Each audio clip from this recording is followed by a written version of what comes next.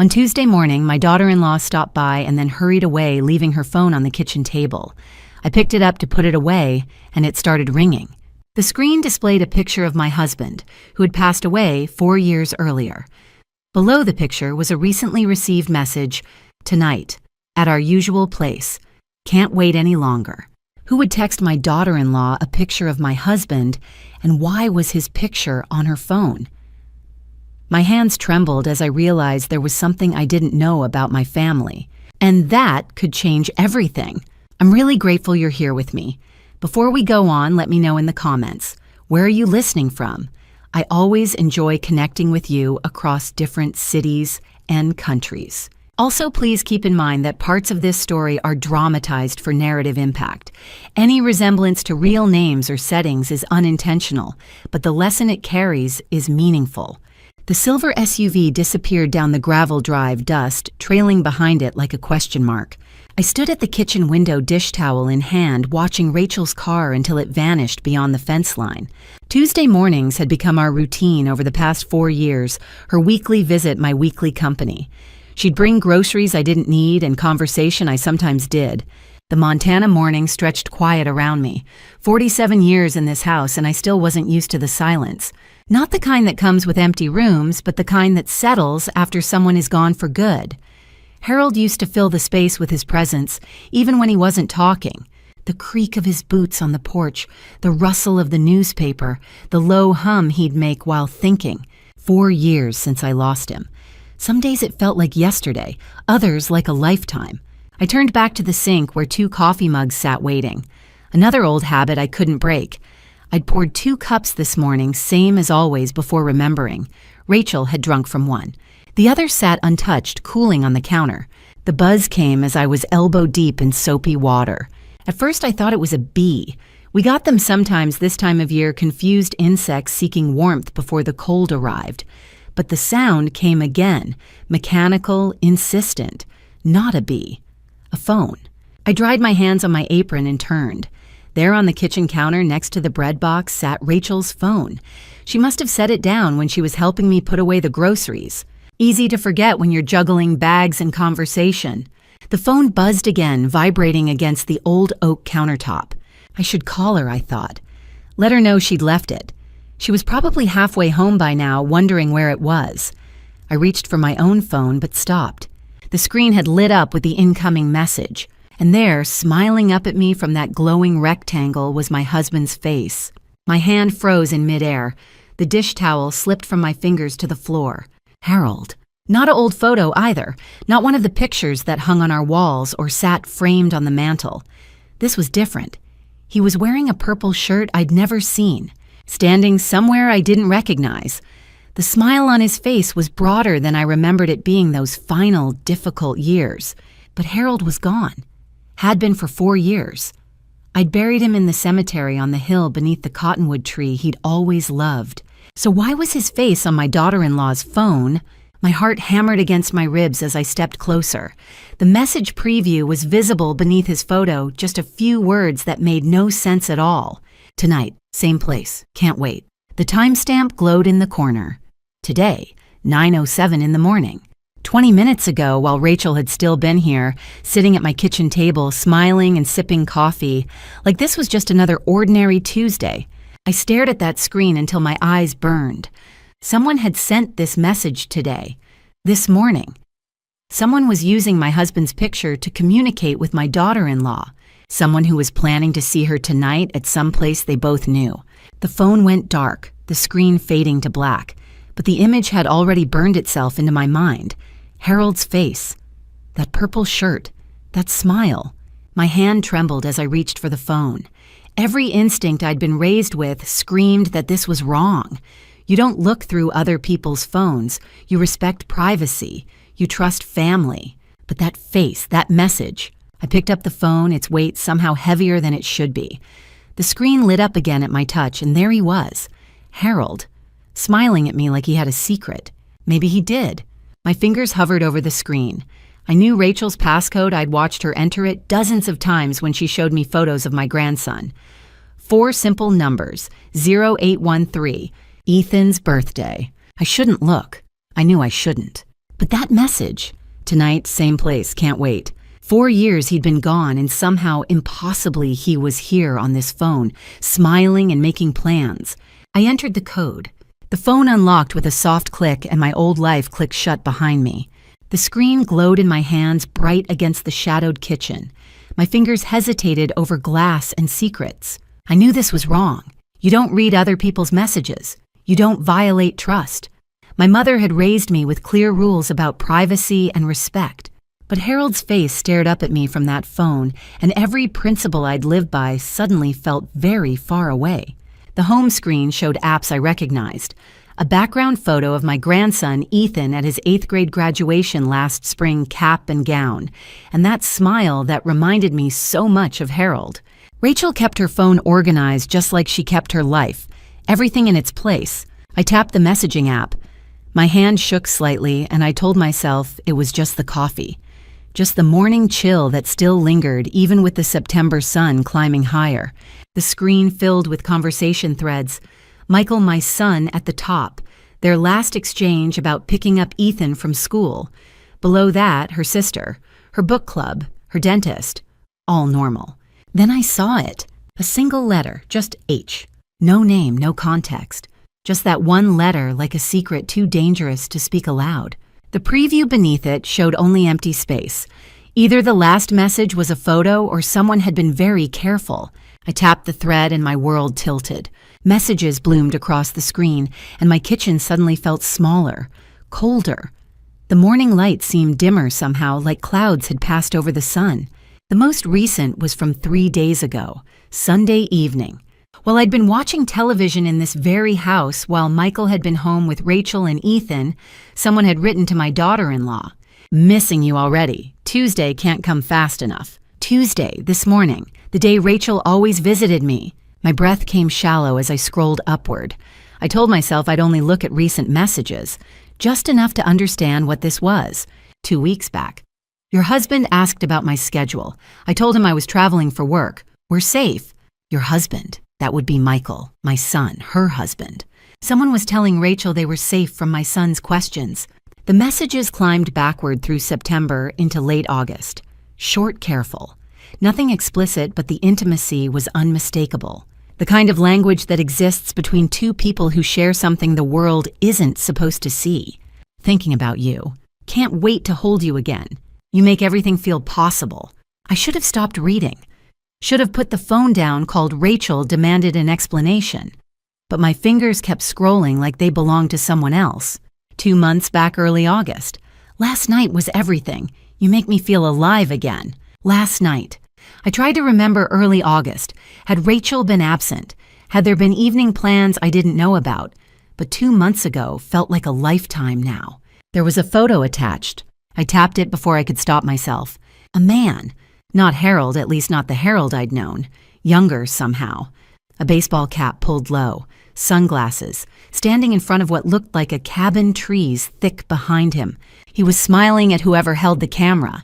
The location tag said simply, Montana. Helpful and useless at the same time. I closed the photo, my mind spinning. Who was this? Why did he have Harold's picture as his contact photo? Was this some sick joke? But Rachel wasn't the type to fall for scams. Rachel, who balanced checkbooks and read consumer reports before buying a toaster. I scrolled further back, 3 months now into early July. Plans made, meetings arranged, a whole relationship unfolding in fragments of text.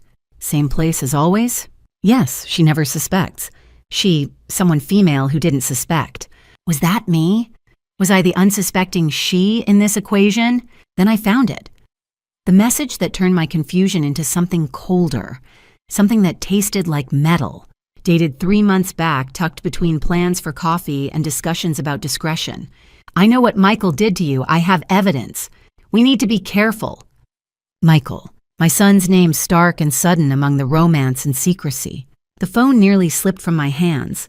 I caught it, pressed it against my chest. My heart hammering so hard I thought it might crack my ribs. What had Michael done? To whom and why was this stranger, this person, using? The sound of tires on gravel sent ice through my veins. I looked up from the phone, heart suddenly loud. Through the kitchen window, dust rising from the driveway, silver paint glinting. Rachel was coming back. My hands moved before thought caught up. I locked the screen, cutting off that message about Michael. The device felt hot. Hide it. The apron around my waist had deep pockets. I shoved the phone into the right one, felt it settle against my hip. The SUV pulled up as I grabbed the dish towel. My hands shook, so I gripped tighter. Act normal. Footsteps, a knock quick and urgent. I opened the door. Rachel stood there looking worried. Her hair had a strand out of place. Her lipstick was chewed at the corner. "Maggie, I'm so sorry. I think I left my phone here. Have you seen it?" The lie came easier than expected. "Your phone number, dear, but let's look together." Rachel moved into the kitchen, eyes scanning counters. "I had it when I was putting away groceries." I followed the phone in my pocket, feeling heavier with each step. We stood 3 feet apart, and she had no idea. "Let's check by the bread box." We peered behind the wooden box together. The phone chose that moment to vibrate. The buzz was quiet, muffled, but in the silent kitchen it sounded like a chainsaw. I coughed, loud and sudden. "Sorry, something in my throat." Rachel straightened. "Are you all right?" "Just allergies this time of year." We searched together, her frantic me performing helpfulness. Under newspapers, behind the coffee maker, in the dish rack. After 10 minutes, Rachel gave up. "This is so unlike me." "Maybe in your car you had your hands full." "Maybe." She didn't sound convinced. At the door she turned. "You seem different today. Everything all right?" "Different how?" "Distracted maybe. Just missing your father-in-law. Some days are harder." Her expression softened. "I know. I miss him too." The lie sat between us. She left, promising to check her car. I watched through the window as she slid into the driver's seat, pulled her other phone from the console, and made a call. Even from here, I could see her lips moving fast. Her hand gestured sharply. Whatever she was saying wasn't casual. The phone in my pocket vibrated again. I pulled it out. Another message from H. "Did you lose your phone? Be more careful. We can't afford mistakes." My hands went cold. Whoever H was, they knew. They knew the phone was missing, which meant they were monitoring the situation. Someone was worried. "We can't afford mistakes." What mistakes? What were they hiding that one missing phone could ruin? I looked back at the window. Rachel's SUV was still there, and I could see her on that call. Shoulders hunched forward, one hand pressed against her forehead. She looked stressed, scared even. I scrolled up in the thread, looking at messages I'd read before the interruption. The romantic words, the careful planning, the mentions of Michael and evidence. My son was involved in something bad enough that strangers were collecting evidence, something that made people nervous when phones went missing. What had Michael done? And why was my daughter-in-law in the middle of it? I watched Rachel finally end her call. She sat there for a long moment, staring at nothing. Then she started the engine and backed out, dust trailing behind like smoke. I stood at that window until her car disappeared, the phone warm in my hands. Somewhere out there, someone named H was using my dead husband's picture. Someone was watching my family. Someone knew things about Michael that I didn't. And now they knew I had Rachel's phone. The device buzzed one more time. I didn't want to look, but I had to. "Return it soon, before questions get asked." A warning or a threat, maybe both. I had decisions to make and not much time to make them. The silver SUV disappeared beyond the fence line, dust settling like a curtain closing. I stood at the kitchen window and counted to 30. When no headlights returned, I moved. Harold's office sat at the end of the hallway door, closed for 4 years.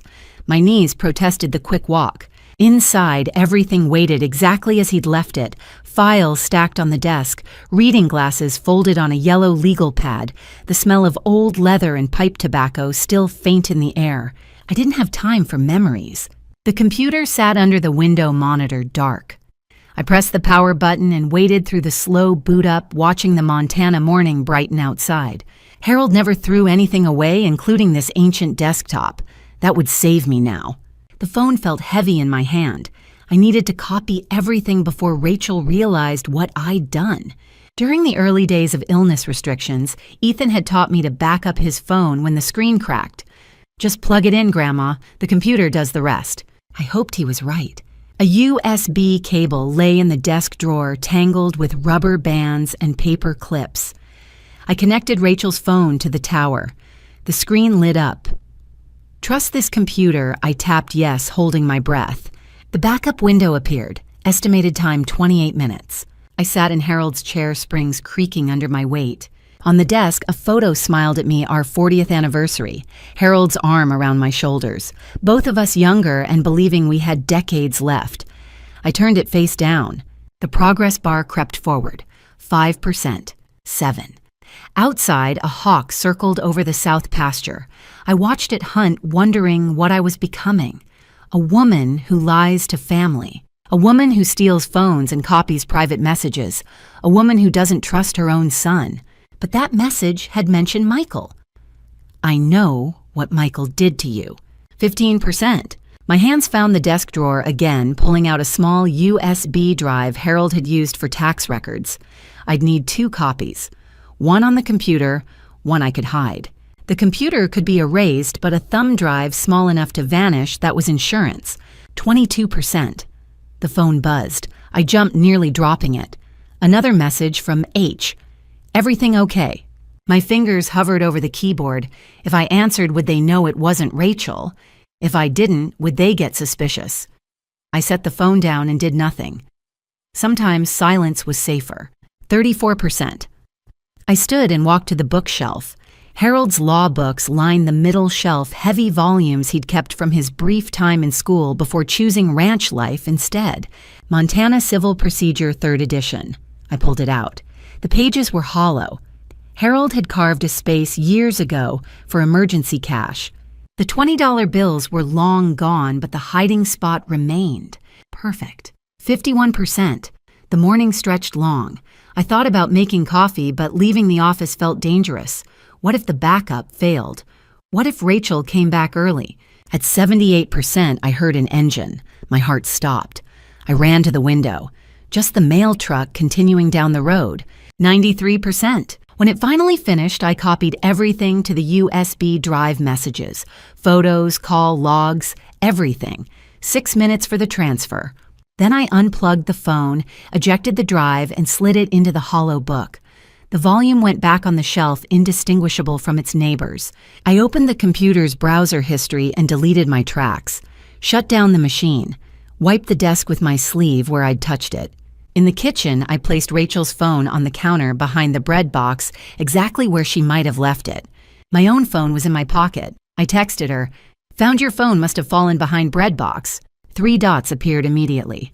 "Omi, be there in 10. I looked at the phone sitting there innocent on the counter. Evidence of something. Evidence I now had locked away in a dead man's law book. Whatever Rachel was hiding, whatever Michael had done, I'd know soon enough. Tonight, after everyone left, I'd read it all. Every word, every photo, every lie. But first, I had to get through the next 10 minutes without her seeing the truth on my face. I placed the phone on the counter behind the bread box, exactly where I'd claimed to find it. My hands were steady now. Strange how lying gets easier with practice. Headlights swept through the kitchen window. 10 minutes, just like she'd said. The SUV door slammed. Footsteps quick on the porch. Rachel pushed through the door without knocking. Her eyes went straight to the phone. Not to me, not a greeting, just the phone. She crossed the kitchen and grabbed it. Her whole body changed when her fingers closed around it, shoulders dropping, breath releasing. Relief. But underneath that, something else flickered across her face. Fear, maybe. Her thumb moved across the screen before she'd even looked up. Where was it? Right there, behind the bread box. I kept my tone easy. Must have slid back when you were putting groceries away. She wasn't listening. Her thumb scrolled fast eyes, tracking something I couldn't see. Checking messages, checking timestamps, checking if anyone had opened it. I moved to the coffee pot. Want a cup I just made fresh. Oh, I shouldn't. I have errands. Just 1 cup. Feels like we haven't talked in ages. I poured 2 mugs without waiting. Set one at the table. Sit with me a minute. She hesitated, phone still in her hand, then lowered herself into the chair. But the phone stayed visible on the table, screen side down. Her fingers drummed next to it. I sat across from her. How's Michael? I haven't seen him in weeks. Something flickered across her face again, fast like a bird's shadow. He's good. Busy with work. He's always been such a hard worker. Takes after his father that way. Her jaw tightened. Just a fraction. Yes. And you too, everything's good? Of course. Too quick, too bright. Why wouldn't it be? No reason. You just seem stressed lately, forgetting your phone, rushing around. If something's wrong, you can talk to me. She stood coffee untouched. I appreciate that, Maggie. Really. But everything's fine. I have to meet someone. I'm already late. The phone went into her pocket. She was at the door before I could say more. Rachel. She turned. I'm glad we had this time. Her expression softened. For a moment, she looked like the young woman who'd married my son 15 years ago. Me too. Then she was gone. I watched through the window as she backed out faster than necessary. She pulled her phone from her pocket before she'd even reached the road, calling someone, telling them that the phone had been found. The dust settled. The house went quiet. I stood there as the sun tracked across the kitchen floor, as shadows grew long as afternoon bled into evening. By 8 o'clock, darkness pressed against the windows. I locked the doors, drew the curtains, made chamomile tea I didn't drink. Harold's office waited at the end of the hall. The computer woke with a hum. The backup file sat on the desktop where I'd left it. My cursor hovered over it. Once I opened this, I couldn't unknow what I'd find. 4 years of secrets would change everything. I thought about Harold, about trust, about Michael as a boy, earnest and loving, Michael as a man, distant and busy, Michael in those messages. I know what Michael did. The cursor clicked. The file opened. Thousands of messages stretched back day after day, month after month. The thread labeled H began 4 years ago, October, a month before Harold passed away. I scrolled to the very beginning, the first message, the one that started it all. The screen glowed in the dark office. Outside, Montana nights settled cold. Inside, I began to read, and the truth was waiting. I sat in Harold's office until the sun set, until the only light came from the computer screen, casting shadows across walls lined with law books and 30 years of ranch records. The backup file was massive, thousands of messages spanning 4 years. I started at the beginning, the very first message in the thread labeled H, 4 years ago, October. Harold, thank you for listening today. I needed that. H replied, anytime. You're easy to talk to. Simple, innocent. The kind of message you'd send a friend. The next day, Harold, Maggie and I barely speak anymore. I feel invisible in my own home. That must be lonely. Harold, it is, but talking to you helps. My throat tightened. I'd had no idea. We'd been married 47 years. When had we stopped talking? The messages became daily, then multiple times per day. Harold opened up about everything.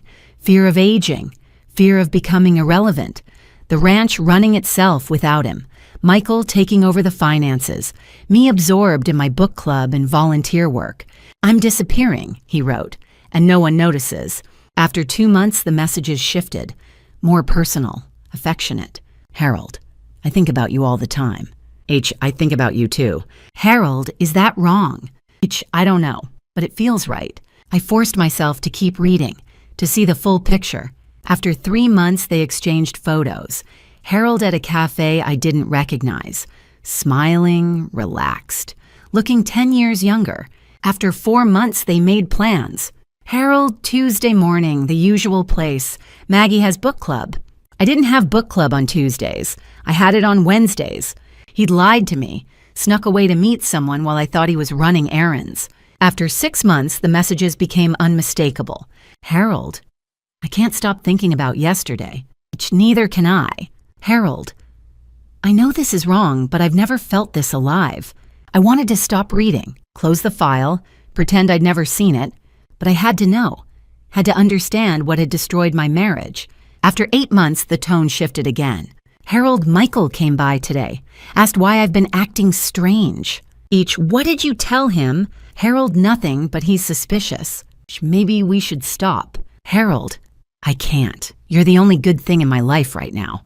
After 9 months. Harold, something's wrong. Michael's been watching me, following me. H, are you sure? Harold, yes, and the truck, the brake line. It broke yesterday. I nearly crashed into a ravine.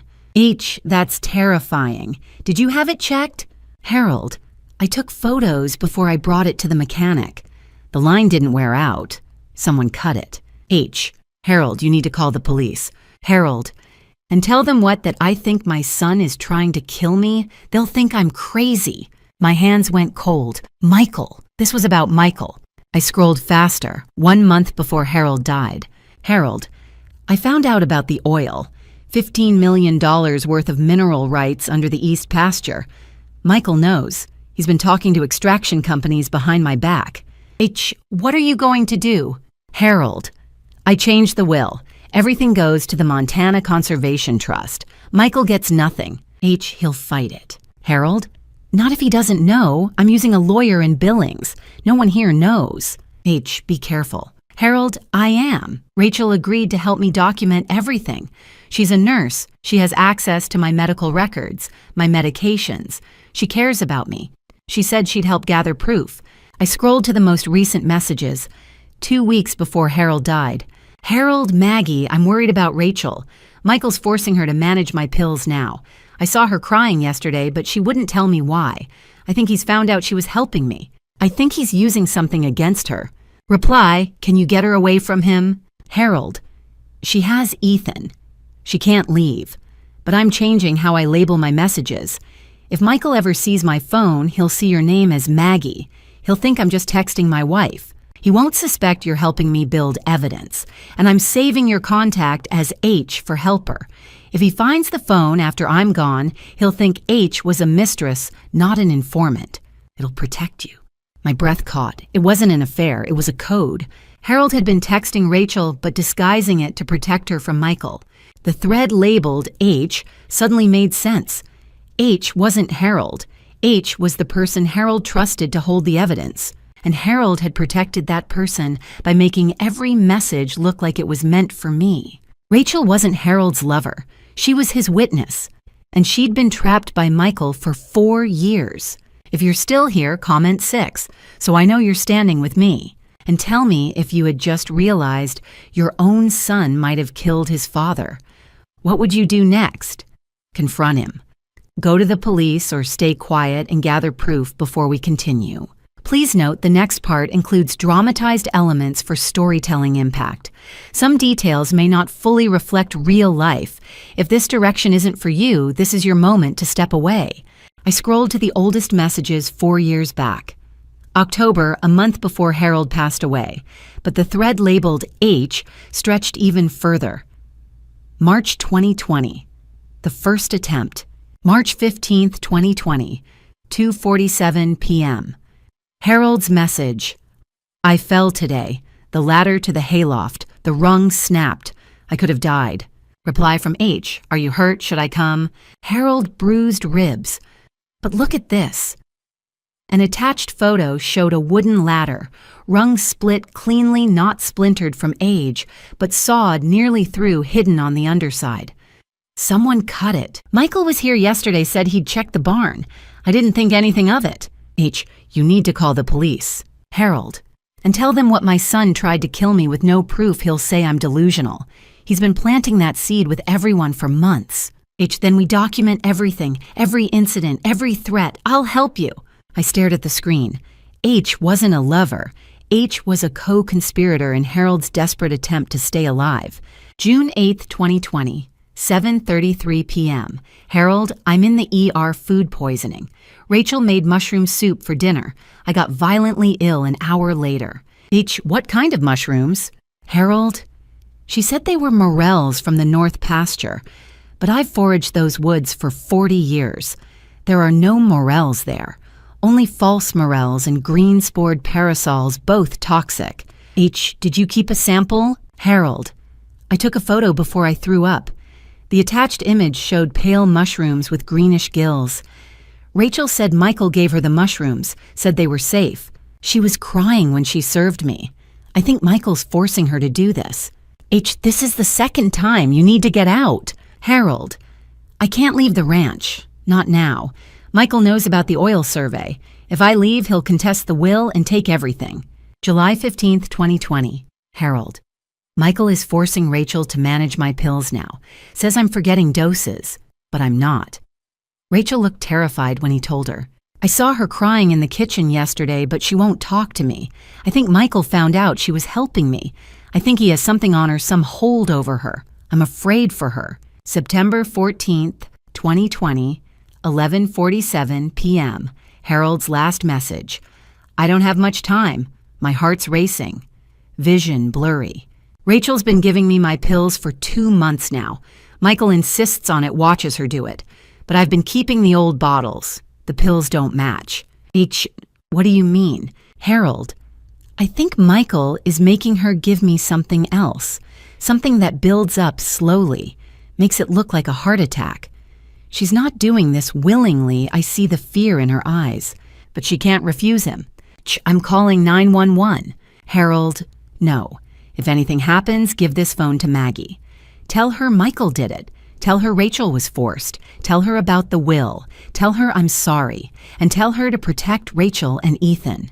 They're victims too. That was the last message Harold ever sent. I sat frozen tea cold in my hand. The pieces fell into place. Harold had discovered a multi-million-dollar oil deposit beneath the ranch. He'd changed his will 2 weeks before he died, leaving everything to a conservation trust, cutting Michael out entirely. Michael had 2 weeks to stop him, and he'd used Rachel, threatened her, controlled her, forced her to administer the poison. Harold knew. He'd known Rachel was trapped. That's why his last words were to protect her. My blood ran cold. Rachel wasn't Michael's accomplice by choice. She was his hostage. And she'd been living in terror for 4 years, taking Michael's money not as blackmail, but as the price of survival. The romantic messages, the secret meetings, they were never about love. They were about Harold trying to save himself while protecting a young woman who'd become collateral damage in his son's greed. And in the end, neither of them survived. But I would make sure their truth did. I didn't sleep. Couldn't. I sat in Harold's office until the sky turned gray, reading and rereading messages until my eyes burned. By dawn, I understood. H wasn't Harold. Harold had been writing to H. Every message I'd read, every confession, every fear, every piece of evidence had been Harold reaching out to someone he trusted. Someone he'd called Maggie, sometimes maybe by accident, maybe as a code name. Someone who'd kept these messages, who'd tried to protect him, who'd failed. 8 o'clock Wednesday morning. I stood in the kitchen exhausted, staring at the coffee pot without seeing it. My phone rang. Michael's name lit up the screen. My hand froze halfway to the counter. Could I do this? Could I talk to him knowing what I knew? The phone kept ringing. I picked up. Good morning, son. Hey, Mom, just calling to check on you. His voice was warm, concerned, loving. This man had ended his father's life. I'm fine, sweetheart, just making breakfast. Good, listen, I was thinking Ethan and I might swing by today. He's been asking about the horses. Panic shot through me. Not yet, I wasn't ready. Couldn't pretend everything was normal with Ethan there, with Michael sitting in Harold's chair, drinking coffee in the kitchen, where Harold had eaten his last meal. Oh, honey, I actually have plans today. Silence on the other end. Then, plans. Mom, you never have plans on Wednesdays. My stomach dropped. He tracked my schedule, knew my routines. Of course he did. He'd needed to know when I'd be gone, when Harold would be alone, when opportunities would arise. Well, today I do. I kept my voice light. Martha Green invited me over. The silence stretched longer this time. Martha Green. His tone had changed. Careful now. Dad's friend Martha. Yes, you remember her. I haven't heard that name in years. Something sharp underneath the words. Didn't realize you two still talked. We don't. Not often. But she called yesterday and... What did she want? Too fast, too interested. Just to catch up, she's lonely since her husband passed. He didn't believe me. I could hear it. Well, don't let us interrupt. Maybe we'll come by tomorrow instead. That would be wonderful. Love you, Mom. Love you too. The lie tasted like ash. I ended the call and set the phone down. My hands were shaking so badly I had to grip the counter. What had I just done? I'd told Michael I was visiting Martha. Martha, who apparently Harold had mentioned in messages I'd barely registered last night. I pulled out the backup phone, scrolling frantically. There 2 years ago. Michael warned her to stay away, said I was putting ideas in her head. Ideas about what? about him, about the accidents. Martha was the only one who believed something was wrong. Martha had known or suspected, and Michael had isolated her, cut her off from Harold, from me. And now I just told him I was going to see her. I stared at my phone. Martha Green. I hadn't spoken to her since Harold's funeral 4 years ago. Michael had discouraged it, said she was getting forgetful, that visiting her would just upset us both. I'd believed him. I'd believed everything. My finger hovered over her contact, still saved, still there after all these years. I pressed call. It rang once, twice, 3 times. Then a voice older but strong. Hello. Martha, it's Maggie. Maggie Sullivan. A sharp intake of breath. Maggie, is that really you? Her voice cracked with emotion. Not surprise, something else. Relief, maybe, or validation. Yes, it's me. I was wondering if I could come visit today. There's something I need to talk to you about. Silence, then quietly, almost like a prayer. I've been waiting for your call for so long. Martha opened the door before I could knock. Come in, quickly. We shouldn't be seen together. She pulled me into a dim living room, curtains drawn tight. It was 10 o'clock in the morning, but the house felt like evening. The scent of lavender and dust hung in the air. Martha looked older than I remembered. Her hands trembled as she gestured to the floral couch. I should have come forward years ago, she said, voice breaking. About Michael, about what he did to Harold. My blood went cold. You knew? Harold told me everything after the ladder collapsed. He was terrified. He said Michael was trying to kill him. She walked to the window, peered through the curtain. Harold showed me the photo of the sawed ladder rung, the mushroom Rachel served him. He kept records of everything, dates, times, photos, voice memos. He sent copies to multiple people. Insurance, he called it, in case something happened. Why didn't you go to the police? Martha's face crumpled. Harold begged me not to. He said there was no proof, just suspicions. A cut ladder could be wear. Poisonous mushrooms could be an accident. And Michael had already started telling people Harold was losing his mind. She returned to the couch, pulled out a folder from beneath the cushion. After the ladder incident, Michael came here. Sat where you're sitting. He said if I kept feeding paranoid delusions to his father, he'd have me evaluated for dementia and make sure I never saw Harold again. He threatened you. Yes, and it worked. Harold stopped visiting. He only called late at night, whispering, afraid Michael was listening. Martha opened the folder. Inside were dozens of pages, printed text messages, photos, handwritten notes in Harold's shaky script. Each entry was dated and numbered. Harold was methodical, Martha said. He documented everything and sent copies to me, to Rachel, to his lawyer in Billings. He said if anything happened, we'd have proof. Why didn't Rachel come forward? Martha's expression darkened. Because Rachel wasn't helping Harold out of loyalty alone. After Harold died, Michael started paying her $20,000 a month for 4 years. Blackmail. That's what I thought at first. But then I talked to Rachel 6 months ago. She was terrified, Maggie. She said Michael had forced her to give Harold the poisoned pills. He'd threatened to report her for a medication error from years ago. She'd lose her nursing license, lose custody of Ethan. After Harold died, Michael told her if she ever came forward, he'd kill her and make it look like suicide. My stomach turned. So the money wasn't blackmail. No, it was hush money. Michael paid her to stay silent. She didn't demand it, he forced it on her, said it was compensation for her cooperation. But really, it was a leash. As long as she took the money, she was complicit. She couldn't go to the police without implicating herself. She was trapped. Yes, and she's been living in terror, taking Michael's money, not because she's greedy, but because she has no choice. She has a son to protect. Martha pulled out an old flip phone. Harold left me this, one voicemail. Listen. She pressed play. Harold's voice, weak and hoarse, filled the room. Martha, if you're listening to this, I'm gone. Michael did it. Whatever story he's telling, heart attack, natural causes, don't believe it. Tell Maggie I loved her. Tell her I'm sorry. Tell her Rachel has the evidence. Every attempt, every message. But be careful. Rachel's trapped. Michael's using her. If she hasn't come forward by now, it's because he still controls her. Protect her. She's a victim, not a criminal, and protect Ethan. The boy is innocent. The voicemail ended. Silence pressed down. Martha met my eyes. Harold knew Rachel was being coerced. He wanted you to know that. She's not a monster, Maggie. She's a mother trying to survive. Dr. James Porter, our family doctor for 30 years. I called him Wednesday night. I need to talk about Harold's death. The silence stretched too long. 11 o'clock Thursday morning. His office. He sat across from me, hands folded on the desk, unable to meet my eyes. I know Michael murdered Harold. Porter's face went pale. His jaw worked, but no sound came out. I need Harold's medical records.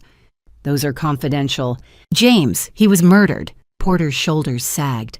I suspected. He pulled a thick file from his drawer. I've carried this guilt for 4 years. He opened to the first section, medical notes in careful handwriting. March 15th, 2020. Patient presented to ER following fall from ladder. 12-foot drop onto concrete surface. Porter's voice was clinical, now detached.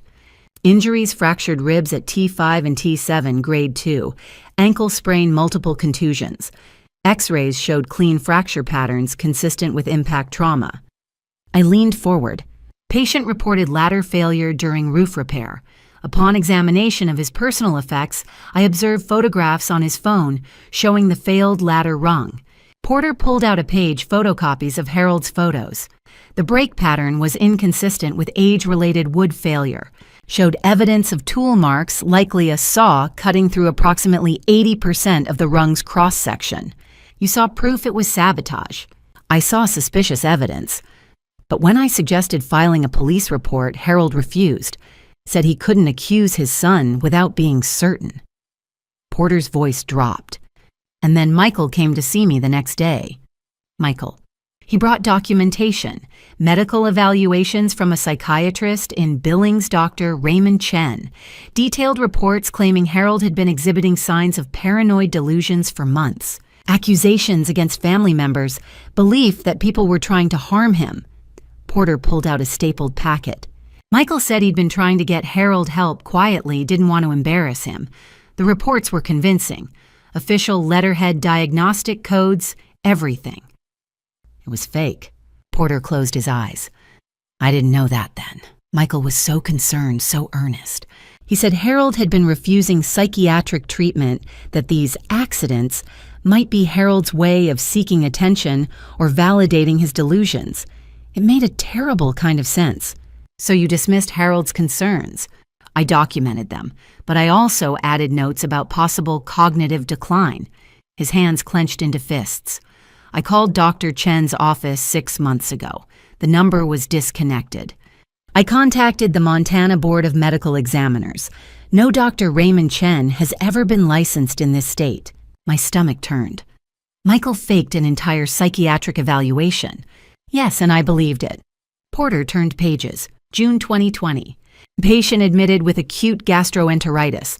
Laboratory analysis identified toxic alkaloids consistent with chlorophyllum molybdites, species false parasol mushroom.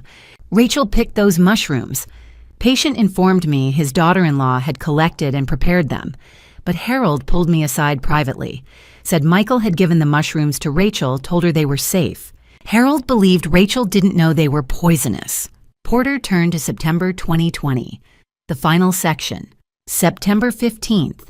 Patient pronounced dead at 0847 hours. Presented with acute cardiac arrest. His voice cracked.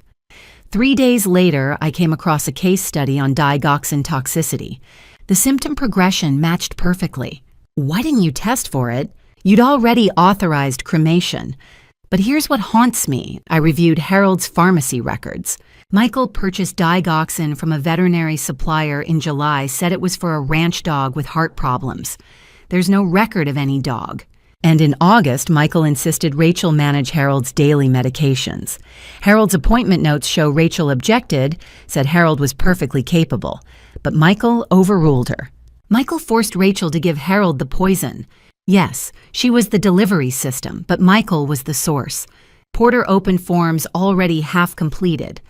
I'll request exhumation today. Digoxin can be detected in bone even 4 years later. A week while Michael walked free. But now I had proof Michael hadn't just murdered Harold. He'd weaponized Rachel to do it. I needed to see the ladder. the one Harold had photographed 4 years ago. 2 o'clock Thursday afternoon. I drove straight from Porter's office to the ranch, bypassing the house, heading for the barn. The old wooden extension ladder leaned against the back wall where it had been since Harold's fall. Dust and cobwebs covered it. 4 years. I hadn't touched it in 4 years. Too painful. Now I walked toward it with purpose. I pulled it down carefully, laid it across 2 sawhorses. My hands found the rung that had broken third from the top. I ran my fingers along the splintered wood. I wasn't a carpenter, didn't have expertise, but even I could see it. The rung hadn't snapped. It had been sawed, cut nearly through from the underside, leaving just a thin shell of wood that would break under weight. A deliberate sabotage partially hidden where the rung fit into the side rails. I took photos, multiple angles, close-ups showing the saw marks. Grandma. I jumped, nearly dropping my phone. Ethan stood in the barn doorway, backlit by afternoon sun. My grandson. 13 now. Tall and lean and heartbreakingly similar to Harold at that age. What are you doing with Grandpa's ladder? My heart hammered. Just remembering him, sweetheart. What are you doing here? Dad dropped me off. He's at the bank in town. Michael was here on the property. Why did he drop you off? He said he had to check something in the house. Told me to wait outside, but I saw your car and thought, the house, the computer, the backup files, the USB drive hidden in Harold's law book. Ethan. I stood too quickly, head spinning. Go inside, right now. Find something to do in the kitchen. Don't go near Grandpa's office. Understand? But, please. The confusion on his face cut me, but I couldn't explain. Couldn't tell him his father was a murderer. Not here, not now. He left, shoulders hunched. I took 3 more photos of the ladder, then ran for the house. My lungs burned, my vision blurred at the edges. Michael's truck sat parked at the front door, not in the usual spot, right at the entrance, engine still ticking with heat. I hit the porch steps as the front door opened. Michael stepped out of Harold's office. In his hand, small, black, unmistakable, was my USB drive. He looked up, saw me, and smiled. That perfect son smile. The one that had fooled me for years. The one that had made everyone believe he was grieving. Devoted. Loving. Mom, he held up the drive. What's this old thing doing in Dad's law book? My mouth went dry, words died in my throat. He walked closer, still smiling. I was looking for his copy of the property deed. Thought maybe it was with his legal books, and I found this. He turned it over in his fingers. A USB drive. Hidden, in a hollowed-out book. I couldn't move, couldn't breathe. Why would someone hide a USB drive, Mom? His voice stayed light, conversational, but his eyes had changed. Cold now, calculating. What would be on it that needs hiding? I don't know what that is. Don't you... He stepped closer. We were 3 feet apart. Because it's labeled Rachel Phone Backup, and it's dated from this week. Another step, which is strange, because Rachel hasn't lost her phone recently, has she? My back hit the porch railing. Unless, his smile widened, unless someone copied her phone without her knowing, someone who found something interesting, something worth hiding in Dad's old office. He knew I knew. Where's the original? His voice dropped. Mom, where's Rachel's actual phone? Behind him, through the screen door, I could see Ethan in the kitchen, pouring milk, unaware that his father and grandmother were standing on a knife's edge. I returned it. My voice came out steady somehow. Days ago. But you kept the backup. He held up the drive again. What's on here, Mom? What did you find? Everything.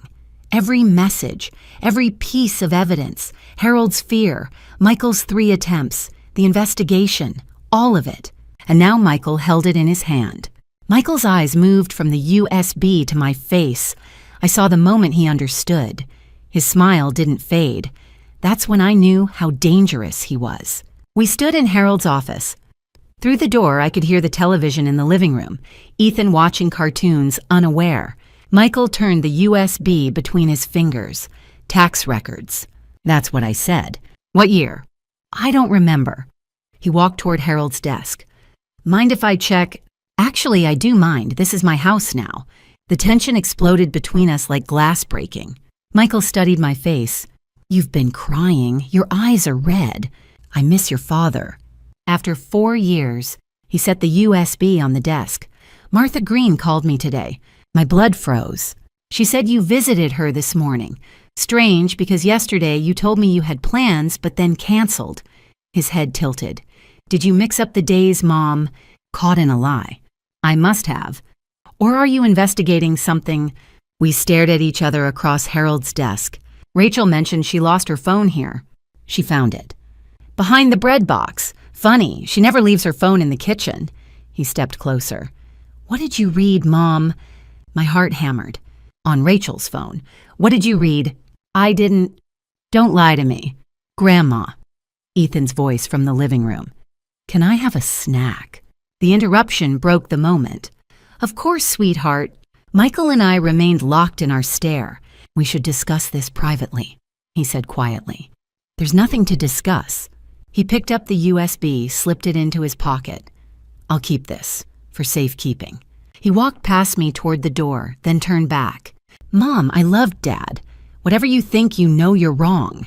His voice stayed calm, reasonable. Rachel's phone has nothing important on it, and this USB just old files. Nothing that matters. His voice dropped lower. Let's keep it that way. A clear threat wrapped in concern.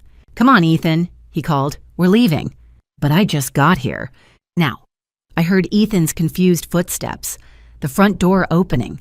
Michael's hand on his son's shoulder guiding him out. I followed to the porch, watched them climb into the truck. Ethan looked back at me through the window, face full of questions. Michael started the engine, met my eyes through the windshield one last time. Then they were gone. Dust trailing down the driveway like smoke. I stood on that porch until I couldn't see them anymore. Then I went inside, back to Harold's office, sat at his desk where the USB had been. I had nothing. The phone was returned to Rachel. The USB was in Michael's pocket. The will was still with Martha, but without the other evidence, it was just an old man changing his mind. The medical records from Porter were suspicions, not proof. All I had left were memories, screenshots in my mind, words I'd read on a screen, and a murderer who knew I suspected him. A murderer who had just driven away with my grandson. Friday morning, 9 o'clock. A sheriff's car pulled into my driveway. Detective Sarah Parker, mid-40s, sharp eyes, no-nonsense demeanor. I'd called her office the night before. I have evidence my son murdered my husband 4 years ago. Now she sat across from my kitchen table, notepad open. Mrs. Sullivan, I need you to walk me through this carefully. I slid Dr. Porter's thick medical file across the table. Start with this. Parker opened it. Her eyes scanned the pages. Harold's ER visits, the latter incident photos, the mushroom poisoning lab results. Porter's handwritten notes flagging suspicious patterns. She looked up. Dr. Porter documented all of this. Yes, and he kept it for 4 years because he suspected but couldn't prove it. Parker flipped to the psychiatric evaluation. Dr. Raymond Chen. Fake. Michael forged it. Porter verified no Dr. Chen is licensed in Montana. Michael used that fake diagnosis to gaslight everyone into thinking Harold was paranoid. Parker's jaw tightened. She pulled out her phone, took photos of several pages. Mrs. Sullivan, these records carry weight. If what you're telling me about Michael falsifying psychiatric documents is true, we'll redirect the investigation immediately. You believe me? She met my eyes. I received an anonymous tip 3 days ago accusing you of killing Harold for life insurance money. The tip included specific details, your access to his medication financial records, even an alleged affair to establish motive. My stomach dropped. Michael sent that. I suspected as much. The details were too precise, too convenient, but I had to investigate. Parker tapped the medical file. This changes everything. If Michael systematically poisoned his father, falsified medical records, and is now trying to frame you, we're dealing with a sophisticated criminal. He's been planning this for years. Then we need more than 4-year-old medical records and suspicions. We need direct evidence, a confession. What if I can get one from Michael? From Rachel? Harold's daughter-in-law, she was there. She administered the poisoned medication. She has evidence, text messages, photos, records of payments. Parker leaned back. Rachel Sullivan is your son's wife. She's also his victim.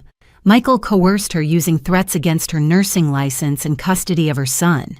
She's been blackmailing Michael for 4 years to protect herself, but she has proof of everything. You've seen this evidence. I have Harold's phone backup. It's all documented. Does Michael know you have it? He took a USB drive with the backup, but he doesn't know Rachel still has the original phone. Parker studied me. If Rachel's willing to cooperate, this could work, but approaching her is dangerous. If Michael suspects, he already suspects. That's why he filed that anonymous tip against me. Which is why you can't meet her alone. And then wire me. Come with me. If she confesses on tape, you'll have everything. Parker considered. Montana's a 2-party consent state. She'd have to agree to be recorded. She will. She's terrified. She wants out. How do you know? I showed Parker my phone. Rachel's text from that morning. I can't do this anymore.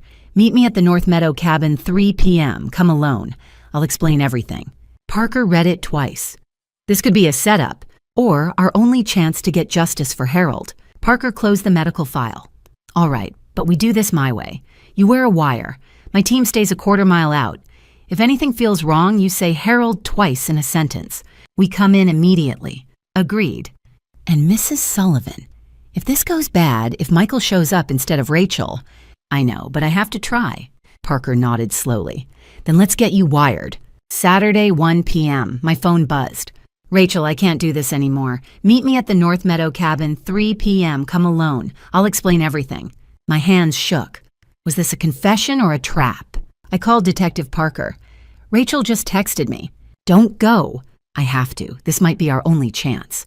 At 2:30 p.m., Parker's technician clipped a small recorder inside my shirt. 30-foot range will be a quarter mile away. Parker met my eyes. If anything feels wrong, say Harold twice. Understood. I drove to North Meadow, 30 minutes through back roads. As I turned onto the cabin access road, I noticed a dark sedan, 2 cars back. Same one I'd seen near my house that morning. My pulse quickened. Was someone following me? The cabin sat hidden by pines. Rachel's SUV was there. I parked and walked to the door. Rachel opened it, face swollen from crying. Thank God you came. Are you alone? Yes, please come inside. The cabin was cold, dusty. Rachel locked the door. Are you recording this? She asked. Yes. Is that okay? She nodded. I need you to hear the truth. I sat, then talk. Rachel collapsed onto the couch. 4 years ago, Harold came to me. He said Michael was trying to kill him. He showed me the ladder, the mushrooms. He was terrified. I agreed to help him document everything because I cared about him. He was kind to me, like a real father. Why didn't you go to the police? Because Michael found out I was helping Harold. He came to me with a file documentation of a medication error I made 3 years ago at the hospital. A patient nearly died. The case was dismissed, but Michael kept records. He said if I didn't cooperate, he'd report me to the medical board. I'd lose my license, lose custody of Ethan. So Michael forced you to poison Harold. Tears streamed down her face. He gave me the pills, told me they were Harold's heart medication, made me give them to Harold every morning while he watched. I didn't know what they were at first, but Harold knew. He kept the old bottles. He told me the pills didn't match. Why didn't you stop? Michael said if I refused, Ethan would have an accident, just like Harold. I was terrified. And after Harold died, Rachel's voice broke. Michael started paying me $20,000 a month. He called it compensation for my cooperation. But it wasn't a gift. It was a leash. He said as long as I took the money, I was complicit. If I went to the police, I'd go to prison too. You were trapped. Yes, and before you came here, I checked my purse. She pulled out a small black device. Michael put a GPS tracker in my bag. He's been following me. He knows I'm here. He knows you're here. My blood froze. Rachel, we need to leave. Too late, a voice said from the door. Michael stood in the doorway, gun in hand. Well, he said, smiling, isn't this touching, my mother and my wife conspiring against me? Rachel screamed. I froze. Michael stepped inside. Did you really think I wouldn't track you, Rachel? I've been watching you for months. I knew you'd crack eventually. He raised the gun. You see, Mom Rachel here isn't the victim she's pretending to be. She took my money willingly, nearly $1 million over 4 years. Tell Mom how you bought that house in Bozeman, Rachel, the one under your sister's name. Rachel's face went white. That's right, Michael continued. I know about it. You're not a hostage. You're an accomplice. And now you're both liabilities. He aimed the gun at Rachel.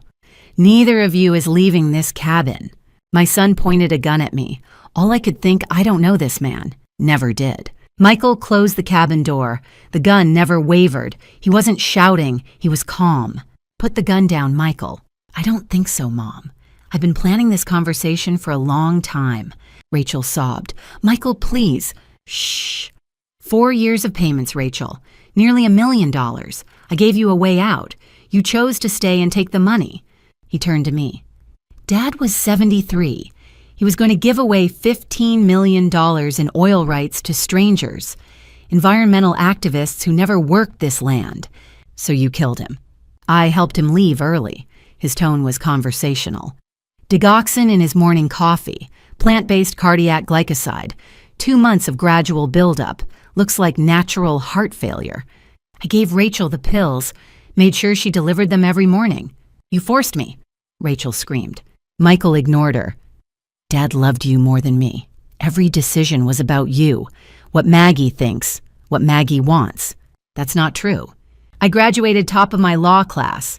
He shook my hand. You published a poetry book, he threw a party. I took over the ranch finances, he audited me monthly. You asked for anything, he gave it. His voice stayed level. He changed his will 2 weeks before he died. Didn't tell me, just cut me out. So I accelerated his timeline. You murdered your father for money. I secured my son's inheritance. That oil money should go to Ethan, to our family. Dad was being sentimental and foolish. I made a practical correction.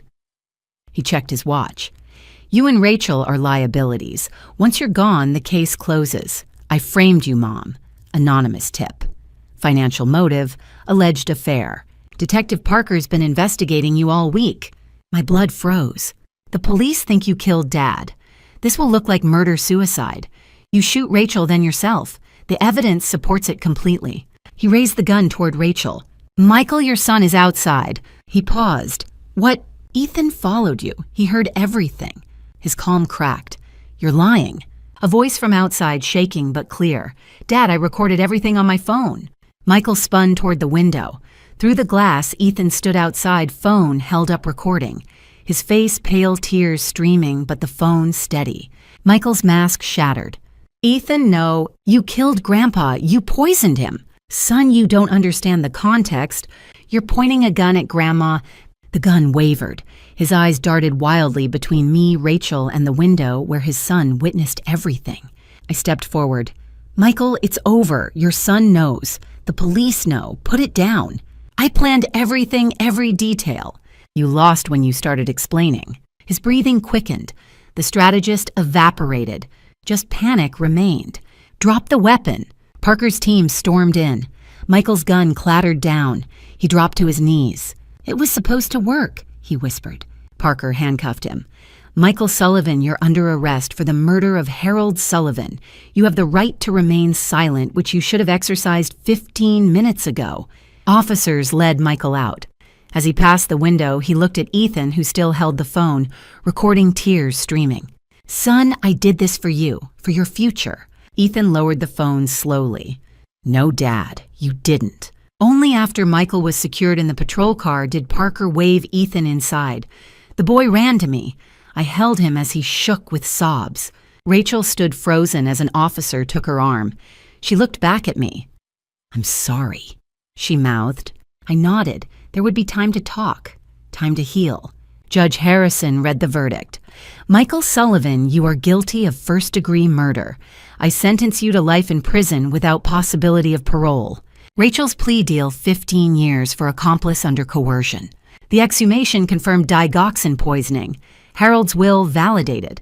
The ranch went to the Montana Conservation Trust. Michael got nothing. Ethan lived with me now. We were healing. Some nights I heard him crying, but good days were outnumbering bad ones. Martha visited weekly. Parker became a friend. I found Harold's letter in his desk. Maggie, if you're reading this, I'm gone. I was weak when I should have been strong. I felt invisible. But I asked Rachel to help gather evidence because I saw Michael was using her. He had control over her, some medical secret from her past. I knew she was terrified. That's why I used the code.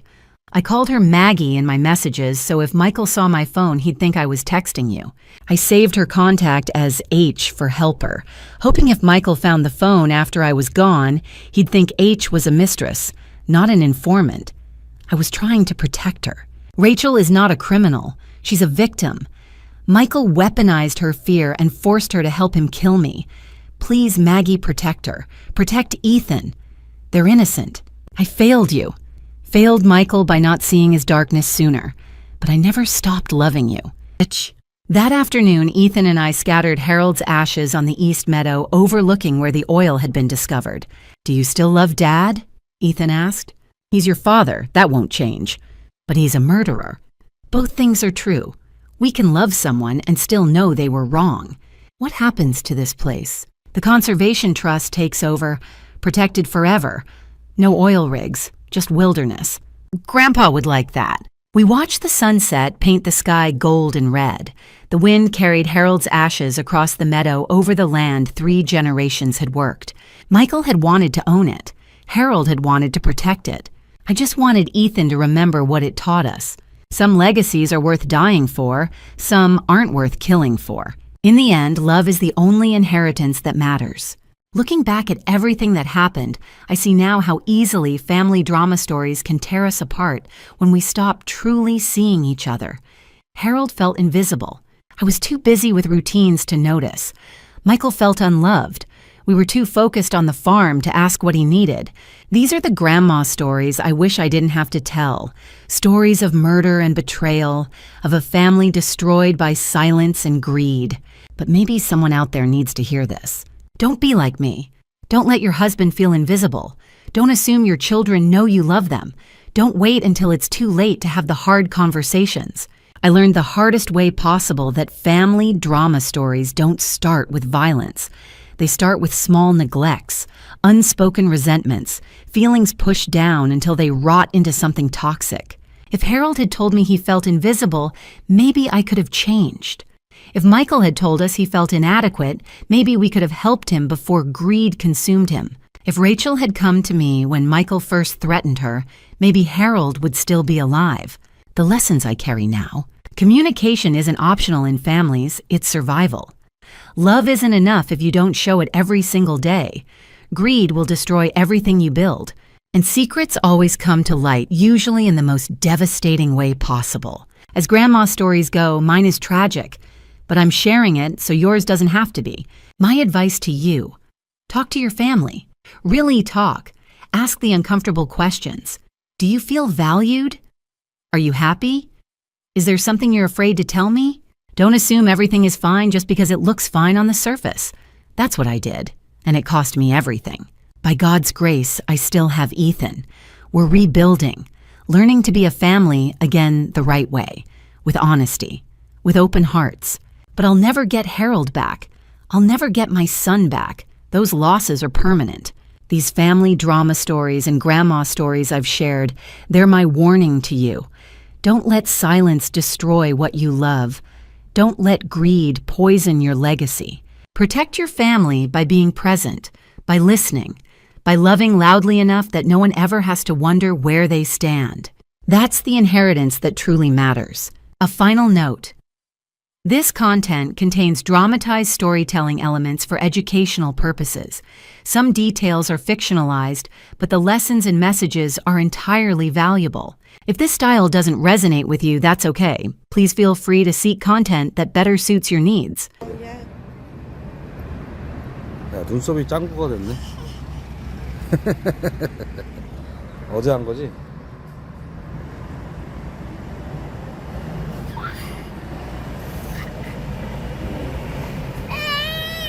다 왔어, 서희야. 좀만 기다려, 다 왔어. 이거 왜 흔들어? 밥 주세요, 그건가? 밥 주세요, 밥. 너가 희밥이야? 아이고. 서밥이요.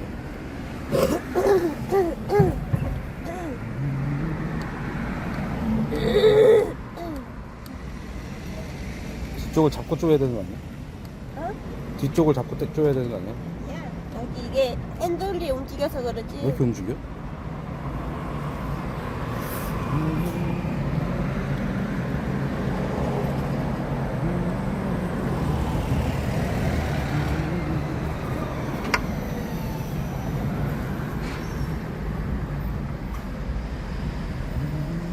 너무 쪼이면 안 되겠네.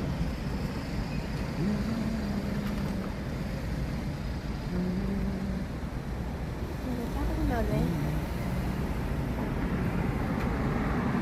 솔직히 계속 붙여놓을 건 상관은 없는데.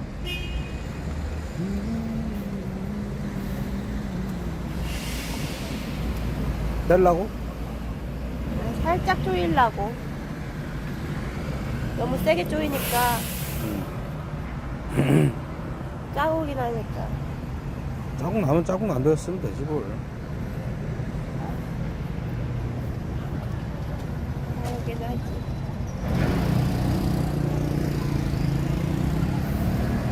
가자.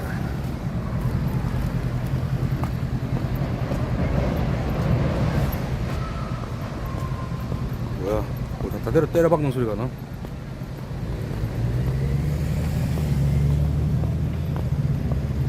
사고 났나?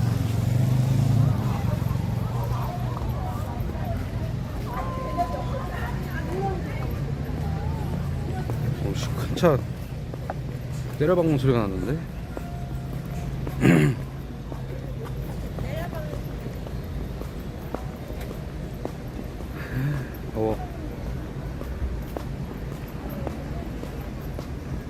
아씨, 에어컨 안 튼 것 같은데 아직?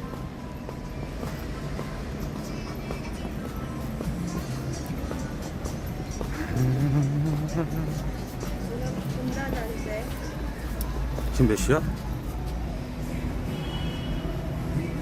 딱 12시 1분이네?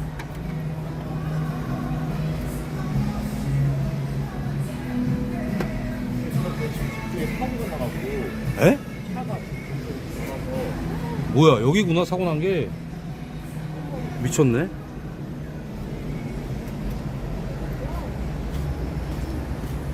헐, 가게 뒤에를 때려박았구나. 아이고야.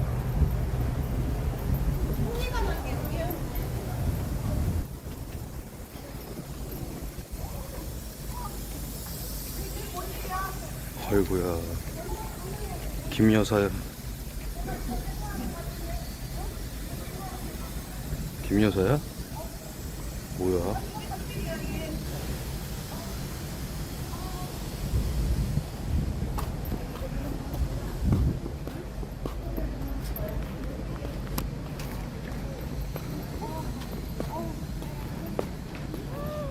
뭐야? 야, 이게 뭐야? 이거 뭐? 여기로 들어가서 차가 나갔어. 헐. 아니 왜 갑자기 걔가 그래?